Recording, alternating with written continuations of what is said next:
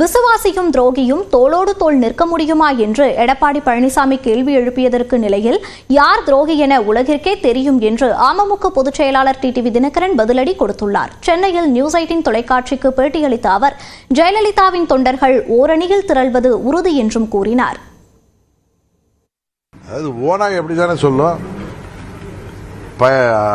அம்மாவின் தொண்டர்கள்ங்கிற பயிருக்கு இடையில முளைத்த கலை யாருன்னு மக்களுக்கு தெரியும். இன்னொன்று, துரோகத்திற்கு பெயர் பெற்றவர் பழனிசாமி. தவள் பதவி வாங்கிட்டு அவர் ஆட்சி ஓட்டெடுப்பில் வெற்றி பெறுவதற்கு காரணமாக இருந்தவர்களுக்கும், தொடர்ந்து ஆட்சி நடைபெறுவதற்கு துணையாக இருந்தவர்களுக்கும், இந்த ஆட்சியை காப்பாற்றி கொடுத்தவர்களுக்கும் துரோகம் செய்து உலகமாக துரோக சாதனையாளர்னு பெயர் பெற்ற பழனிசாமி இன்றைக்கு ஆணவத்தில் ஆட்டம் போடுறாங்கிறது உலகத்துக்கே தெரியும். அரசு ஊழியர்கள் மற்றும் ஆசிரியர் சங்கங்களின் கோரிக்கைகளுக்கு தீர்வு காணும் விதமாக அமைச்சர்கள் அடங்கிய குழுவை அமைத்து முதலமைச்சர் மு.க.ஸ்டாலின் உத்தரவிட்டுள்ளார்.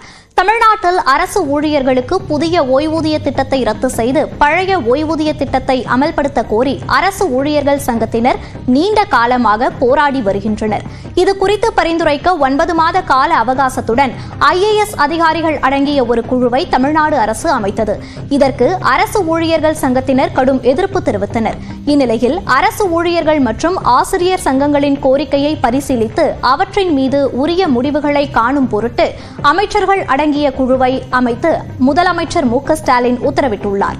இந்த குழுவில் அமைச்சர்கள் ஏவவேலு, தங்கம் தென்னரசு, அன்பில் மகேஷ், கயல்விழி செல்வராஜ் ஆகியோர் இடம்பெற்றுள்ளனர். அரசு ஊழியர் மற்றும் ஆசிரியர் சங்கங்களின் கோரிக்கைகள் குறித்து சங்க நிர்வாகிகளுடன் நாளை தலைமைச் செயலகத்தில் அமைச்சர்கள் பேச்சுவார்த்தை நடத்த உள்ளதாகவும் தமிழ்நாடு அரசு தெரிவித்துள்ளது.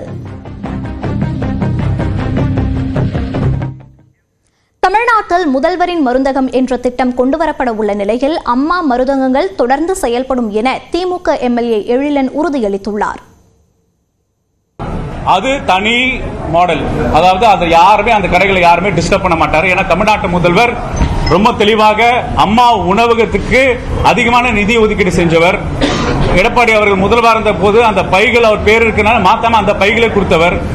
போன ஆட்சி காலத்தில் நடைமுறைப்படுத்த திட்டத்தை எந்த வகையுமே மாற்றம் அடையாமல் அதே பேர்ல இந்த மக்களுக்கு ஒரு அரசியல் நாகரிகத்தின் உச்சத்தில் தமிழ்நாட்டு முதல்வர் செயல்பட்டு இருக்காரு. அப்ப அம்மா மருந்தகமோ கூட்டுறவு கடைகளுக்கும் அந்த டிஸ்டர்பன்ஸ் எதுவும் ஆகாது, அந்த கடைகள் செயல்படும். எவ்வளவு நிதி கொடுத்தாலும் மும்மொழி கொள்கையை ஏற்க மாட்டோம் என்று முதலமைச்சர் மு.க.ஸ்டாலின் திட்டவட்டமாக தெரிவித்துள்ளார். சென்னை கொளத்தூரில் திமுக நிர்வாகி முரளிதரனின் இல்ல திருமண விழாவில் முதலமைச்சர் மு.க.ஸ்டாலின் கலந்து கொண்டார். மணமக்கள் மகேஸ்வர், திவ்ய கணபதி திருமணத்தை முதலமைச்சர் நடத்தி வைத்து வாழ்த்தினார். இந்நிகழ்ச்சியில் பேசிய முதலமைச்சர் மணமக்களின் பெயர் தமிழில் இல்லை என்பது சங்கடமாக இருப்பதாக கூறினார். எனினும் தம்பதியின் குழந்தைக்கு தமிழில் பெயர் சூட்ட வேண்டும் என கேட்டுக்கொண்டார். பேரறிஞர் அண்ணாவும் கருணாநிதியும் திமுக கட்சியை குடும்ப பாசத்தோடு உருவாக்கி தந்திருப்பதாகவும் பெருமிதம் தெரிவித்தார். வாரிசு வாரிசு என்று சிலர் விமர்சித்து வருவதாக கூறிய முதலமைச்சர் தங்களுக்கு வாரிசு இருப்பதால் தான் வாரிசு என்று அழைப்பதாகவும் பதிலடி கொடுத்தார். தொடர்ந்து பேசிய முதலமைச்சர் தமிழ்நாட்டில் இருமொழி கொள்கைதான் தொடரும் என்று திட்டவட்டமாக கூறினார். எவ்வளவு நிதி கொடுத்தாலும் மும்மொழி கொள்கையை ஏற்க மாட்டோம் என்றும் உறுதிபட தெரிவித்தார். ஓநாயும் வெள்ளாடும் ஒன்றுபட்டு இருக்க முடியுமா என்றும் விசுவாசியும் துரோகியும் தோளோடு தோள் நிற்க முடியுமா என்றும் முன்னாள் முதலமைச்சர் ஓ பன்னீர்செல்வத்திற்கு அதிமுக பொதுச் செயலாளர் எடப்பாடி பழனிசாமி மறைமுகமாக கேள்வி எழுப்பியுள்ளார். முன்னாள் முதலமைச்சர் ஜெயலலிதாவின் 77வது பிறந்த நாளை முன்னிட்டு அதிமுக தொண்டர்களுக்கு அக்கட்சியின் பொதுச் செயலாளர் எடப்பாடி பழனிசாமி கடிதம் எழுதியுள்ளார். அதில் எப்போது தேர்தல் வரும் என்றும் அதிமுக அரசு எப்போது மீண்டும் ஆட்சியமைக்க வாய்ப்பு கிடைக்கும் என்றும் மக்கள் காத்துக் கொண்டிருப்பதாக கூறியுள்ளார். தமிழ்நாட்டில் அதிமுக ஆட்சி நடைபெற்ற நேரத்தில் எல்லாம் காங்கிரஸ் திமுக கூட்டணியின் மத்திய அரசு நிதி நெருக்கடியை கொடுத்து இம்சை அரசாக இருந்ததை அவ்வளவு எளிதாக மறந்துவிட முடியாது என்று கூறியுள்ள எடப்பாடி பழனிசாமி இருந்தபோதும் தனது நிர்வாக திறமையால் அனைத்து சவால்களையும் சமாளித்தவர் ஜெயலலிதா என்றும் பெருமிதம் தெரிவித்துள்ளார். இன்றைய திமுக அரசு இருமொழி கொள்கையை காப்பாற்றக்கூட திணறற்று உள்ளதாகவும் விமர்சித்துள்ளார். பதவிக்காகவும் பணம் சேர்ப்பதற்காகவும் கட்சியை கட்டி கொடுத்து தயாராக இருந்த திரைமறைவு அரசியல் பேராசைக்காரர்களின் கனவுகளும் கற்பனைகளும் காகித ஓடம் போல கால வெள்ளத்தில் அடித்து செல்லப்படுவதாகவும் எடப்பாடி பழனிசாமி கூறியுள்ளார். ஓநாயும் வெள்ளாடும் ஒன்றுபட்டு இருக்க முடியுமா? விசுவாசியும் துரோகியும் தோளோடு தோள் நிற்க முடியுமா என்றும் வினவியுள்ளார். மேலும் அதிமுக தலைமையிலான சிறப்புமிக்க வெற்றி கூட்டணி அமைய உள்ளதாகவும் எடப்பாடி பழனிசாமி கூறியுள்ளார். ஓநாயும் வெள்ளாடும் ஒன்று சேர முடியுமா என்று எடப்பாடி பழனிசாமி கேள்வி எழுப்பியதற்கு அது வார்த்தை ஜாலம் என்றும் நடைமுறைக்கு ஒத்துவராது எனவும் முன்னாள் முதலமைச்சர் ஓ பன்னீர்செல்வம் தெரிவித்துள்ளார். வெள்ளாடு ஓனாயும் ஒன்றாக முடியுமா? பயிரோட சேர்ந்த கலைகளும் விவசாயம் பண்ண முடியுமா? துறையோட சேர்ந்த விவசாயம் எப்படி? வார்த்தை ஜாலத்துக்கு தான் இது ஒத்து வரும், நடைமுறைக்கு ஒத்து வராது. தமிழக வெற்றிக் கழகத்தின் 2ஆம் ஆண்டு விழா துவக்க நிகழ்ச்சி 26ஆம் தேதி நடைபெற உள்ள நிலையில் மாமல்லபுரத்தில் 80 அடி உயரத்தில் ராட்சத வரவேற்பு பேனர் வைத்து மலர் தூவி பட்டாசு வெடித்து கொண்டாடி இருக்கிறார்கள். இது தொடர்பான கூடுதல் விவரங்களோடு இணைகிறார் செய்தியாளர் வினோத். விவரங்களை பதிவு செய்யலாம். பாலவேல், தமிழக வெற்றி கழகத்தின் கட்சி துவங்கி முதல் ஆண்டு முடிந்து 2ஆம் ஆண்டில் நடைபெற்றுக் கொண்டிருக்கின்றன. அதை கொண்டாடும் வகையில் கட்சியின் தலைவர் விஜய் இந்த ஆண்டு விழா கொண்டாட வேண்டும் என்று ஒரு அறிவிப்பை வெளியிட்டார். அதற்கான ஒரு 3 பேர் கொண்ட குழு அமைச்சு இடமானது தேர்வு செய்யப்பட்டது. அந்த இடம் மாமல்லபுரம் அருகே உள்ள பூஞ்சேரி என்ற தனியார் விடுதியில் நடைபெற உள்ளது. வருகின்ற 26ஆம் தேதி இந்த 2ஆம் ஆண்டு விழா துவக்க நிகழ்ச்சி நடைபெற உள்ள இந்த நிலையில் அந்த நிகழ்ச்சியில் கலந்து கொள்வதற்காக அக்கட்சியின் தலைவர் விஜய் வருகை தரையுள்ளார். அவரை வரவேற்கும் வகையில் உற்சாகமாக வரவேற்கும் வகையில் செங்கல்பட்டு மாவட்ட தமிழக வெற்றி கழகத்தின் நிர்வாகிகள் ராட்சத பேனர் ஒன்றை 80 அடி உயரத்தில் வைத்து விஜயை வரவேற்பதற்காக ஒரு உற்சாக பேனர் வைத்துள்ளனர். இந்த உற்சாக பெரிய அளவிலான பேனரை வைத்துவிட்டு அதில் மேலேறி மலர் தூவி அந்த பட்டாசு வெடித்தும் அதை உற்சாகமாக கொண்டாடினர். அது மட்டும் இல்லாமல் அந்த கிழக்கு கடற்கரை சாலை கோவளத்திலிருந்து நிகழ்ச்சி நடைபெறக்கூடிய மாமல்லபுரம் வரை மழியெங்கும் விளம்பர பேனர்களாக வைக்கப்பட்டுள்ளன. விஜய் வரவேற்பதற்கான இந்த தாவேகாவின் ஊராட்சி மன்ற தலைவர், மாம்பாக்கத்தின் ஊராட்சி மன்ற தலைவர் வீரா என்பவர் வழியெங்கும் பேனர்களை வைத்து உற்சாக வரவேற்பு அளித்து வருகின்றனர். அதே போல் கழக நிர்வாகிகள் பல்வேறு இடங்களில் வழியெங்கும் ஈசிஆர் சாலை முழுவதுமாக இந்த வரவேற்பு பேனர்களாகவே காட்சியளிக்கின்றன. நாம் பார்த்து கொண்டிருக்கும் இந்த காட்சி பிரத்யேகமாக பார்த்து கொண்டிருக்கலாம். இந்த கழுகு பார்வையில் அந்த ராட்சத பேனர் பார்த்து கொண்டிருக்கோம். ஒரு பிரத்யேக காட்சி நியூஸ் 18 தமிழ்நாடு ஒளிபரப்பிக் கொண்டிருக்கின்றன. இந்த பிரத்யேக காட்சி மாமல்லபுரம். விவரங்களுக்கு நன்றி வினோத்.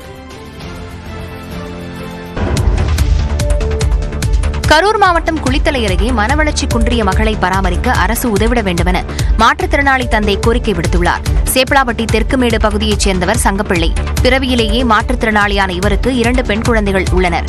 மனைவி 10 ஆண்டுகளுக்கு முன் மரணமடைந்த நிலையில் தையல் தொழில் செய்து ஒரு மகளை திருமணம் செய்து கொடுத்தார். மற்றொரு மகள் மனவளர்ச்சி குன்றியவர். குடிசையில் வாழ்ந்த சங்கப்பிள்ளையின் ஏழ்மை நிலை கருதி கலைஞர் கனவு இல்லம் திட்டத்தின் கீழ் வீடு ஒதுக்கப்பட்டு பணி நிறைவடையும் நிலையில் உள்ளது. அரசுக்கு நன்றி கூறியுள்ள சங்கப்பிள்ளை மனவளர்ச்சி குன்றிய மகளை வளர்க்க அரசு உதவிட வேண்டும் என்று கோரிக்கை விடுத்துள்ளார். அரசு எனக்கு அதான் ஏதோ கோழியோ ஆடோ மாடோ ஏதோ ஒன்று வாங்கி வளர்க்குற மாதிரி உதவி செஞ்சு கொடுக்கும் சார். மிஷின் ஒன்று வேணும், கரண்ட் முக்கியம் வேணும் எனக்கு. புதிதாக தையல் இயந்திரமும் பழுதடைந்த 3 சக்கர சைக்கிளுக்கு பதில் 3 சக்கர ஸ்கூட்டி வழங்கவும் அரசுக்கு கோரிக்கை விடுத்துள்ளார். கிருஷ்ணகிரியில் இளம்பெண் கூட்டு பாலியல் வன்கொடுமை வழக்கில் சுட்டுப்பிடிக்கப்பட்ட முக்கிய குற்றவாளி ஏராளமான பெண்களை மிரட்டி வன்கொடுமை செய்து வீடியோ எடுத்தது தெரியவந்துள்ளது. கிருஷ்ணகிரி மலைக்கு தனது உறவினருடன் சென்ற பெண்ணை மிரட்டி மது போதையில் இருந்த 4 பேர் பாலியல் வன்கொடுமை செய்ததாக குற்றச்சாட்டு எழுந்தது. மேலும் வழிப்பறியில் ஈடுபட்டதாக பாதிக்கப்பட்ட பெண் புகார் தந்த நிலையில் பெண்ணிடம் வழிப்பறி செய்த கிருஷ்ணகிரி பழையப்பேட்டையைச் சேர்ந்த கலையரசன், அபிஷேக் ஆகியோரை கைது செய்தனர். பெண்ணை மிரட்டி பாலியல் வன்கொடுமை செய்த சுரேஷை காவல்துறையினர் சுட்டுப்பிடித்தனர். காவலர்களை தாக்கிவிட்டு தப்பி ஓட முயன்றபோது நாராயணன் என்பவருக்கு காலில் முறிவு ஏற்பட்டது. அதைத் தொடர்ந்து அவர்கள் இருவரும் மருத்துவமனையில் அனுமதிக்கப்பட்டனர். இந்த நிலையில் சுரேஷின் செல்போனை காவல்துறையினர் கைப்பற்றி ஆய்வு செய்தனர். அதில் மலைப்பகுதிக்கு சென்ற பல பெண்களை சுரேஷ் மற்றும் அவரது கூட்டாளிகள் மிரட்டி வன்கொடுமை செய்ததும் அதை சுரேஷின் கூட்டாளிகள் வீடியோவாக பதிவு செய்ததும் தெரிய வந்தது. இது போன்று 10க்கும் மேற்பட்ட வீடியோக்கள் சுரேஷின் செல்போனில் இருந்ததாக கூறப்படுகிறது. அதைத் தொடர்ந்து சுரேஷால் எவ்வளவு பெண்கள் பாதிக்கப்பட்டார்கள், பாலியல் வன்கொடுமை வீடியோக்களை யாருக்காவது பகிர்ந்தார்களா என்ற கோணங்களில் காவல்துறையினர் விசாரித்து வருகிறார்கள். அண்ணா பல்கலைக்கழக மாணவி வன்கொடுமை வழக்கில் கைது செய்யப்பட்டுள்ள ஞானசேகரனிடமிருந்து 100 சவர நகைகளை காவல்துறையினர் பறிமுதல் செய்தனர். சென்னை அண்ணா பல்கலைக்கழக மாணவி வன்கொடுமை வழக்கில் கைது செய்யப்பட்ட பிரியாணி கடை உரிமையாளர் ஞானசேகரனை காவல்துறையினர் காவலில் எடுத்து விசாரித்து வருகின்றனர். அதில் பல திடுக்கிடும் தகவல்கள் வெளியாகியுள்ளன. அதன்படி சொகுசு காரில் சென்று தனிநபராக திருடி வந்த ஞானசேகரன் 2022ஆம் ஆண்டு ஒரு வீட்டில் வெளிமாநில கூட்டாளியுடன் சேர்ந்து கொள்ளையடித்தது விசாரணையில் தெரியவந்துள்ளது. யாருமில்லாத சிசிடிவி கேமரா இல்லாத பகுதியில் வீடுகளை நோட்டமிட்டு கொள்ளையடித்து வந்ததும் அம்பலமாகியுள்ளது. கடந்த 2019ஆம் ஆண்டு கானத்தூர், நீலாங்கரை உள்ளிட்ட பல்வேறு காவல் நிலையங்களில் சுமார் 16 குற்ற வழக்குகளில் சிறைக்கு சென்று வந்ததும், குற்ற சம்பவத்தில் ஈடுபட மாட்டேன், திருந்தி வாழப் போகிறேன் என கூறி பிரியாணி கடை வைத்திருந்ததும் விசாரணையில் தெரியவந்துள்ளது. திருந்தி வாழ்வது போன்று பிரியாணி கடை வைத்துக் கொண்டு நள்ளிரவு காரில் வலம் வந்து ஆட்கள் இல்லாத பெரிய வீடுகளை நோட்டமிட்டு கொள்ளையடித்து வந்ததும் விசாரணையில் தெரியவந்துள்ளது. அதைத் தொடர்ந்து காவல்துறையினர் ஞானசேகரன் கொள்ளையடித்த தங்க நகைகளில் சுமார் 100 சவரன் தங்க நகையை பறிமுதல் செய்துள்ளனர். எல்லை தாண்டி மீன்பிடித்ததாக ராமேஸ்வரம் மீனவர்கள் 32 பேரை இலங்கை கடற்படை சிறைபிடித்துள்ளது. ராமேஸ்வரம் மீன்பிடி துறைமுகத்திலிருந்து நேற்று 100க்கும் மேற்பட்ட விசைப்படகுகளில் மீனவர்கள் கடலுக்கு மீன்பிடிக்க சென்றனர். மன்னார் வடக்கு கடற்பரப்பில் மீன்பிடித்துக் கொண்டிருந்த போது அங்கு வந்த இலங்கை கடற்படையினர் எல்லை தாண்டி மீன்பிடித்ததாக கூறி 5 விசைப்படகுகளுடன் 32 மீனவர்களை சிறைபிடித்தனர். அவர்களை தலைமன்னார் கடற்படை முகாமிற்கு அழைத்துச் சென்று விசாரணை மேற்கொண்டு வருகின்றனர். விசாரணைக்கு பின்னர் மீனவர்களை மன்னார் மீன்வளத்துறை அதிகாரிகளிடம் ஒப்படைக்க உள்ளதாக இலங்கை கடற்படை தெரிவித்துள்ளது.